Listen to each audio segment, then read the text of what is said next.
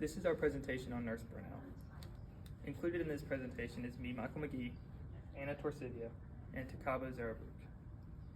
Nurse burnout, or career burnout, according to the Webster Dictionary, is emotional or physical exhaustion due to stress or frustration caused by the workplace. As of 2020, 2/3 of all nurses report some form of burnout. 69% of nurses under the age of 25 claim that they have dealt with some form of burnout.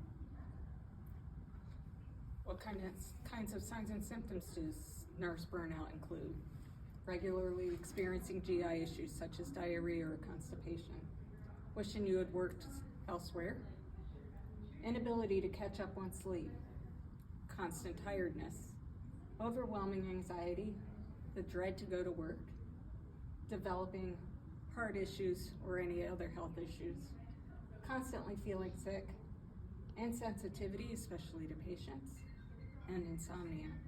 Some of the other ones include loss of motivation and lack of self-esteem. What are some of the causes that might cause you to get nurse burned out? One of the causes is the prolonged hours that nurses have to work. Due to this, nurses are at a higher risk for getting physically and emotionally exhausted. Nurses also have to deal with prolonged standing.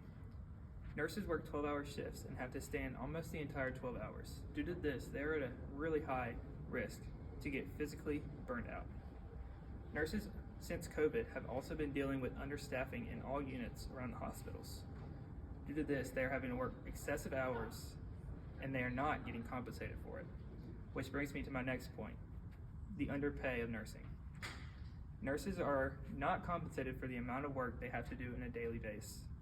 They have several, maybe 4, maybe 5 patients a day, and they are having to do a ton of tasks for each patient, and we are simply not compensated for that. What are some of the negative coping measures that nurses try to use?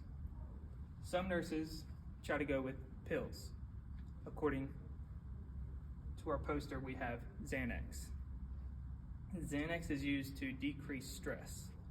Nurses are in a very high stress state, so they are popping unhealthy amount of pills in order to try to decrease stress. Another way is they try to binge drink. They use alcohol to try to decrease stress and anxiety in their lives. They might also try to experiment with illicit drugs. Due to this, they might accidentally get addicted to things that they should not be. So what are nurses to do? What are we to do about nurse burnout? How are they to cope? Some of the therapies and preventive measures include finding a work-life balance, practicing self-care, find a creative outlet, rest is very important, ask for help, exercise, whether it be yoga or meditation, eat well, hydration, set boundaries, family support, and therapy. Some things that we have brought along for the nurses that come by and hear us talk about nurse burnout today are stress balls for them to take with them. For when they're sitting at their desks charting, they can relieve a little bit of stress that they're having to deal with that day. We have also brought along keychains.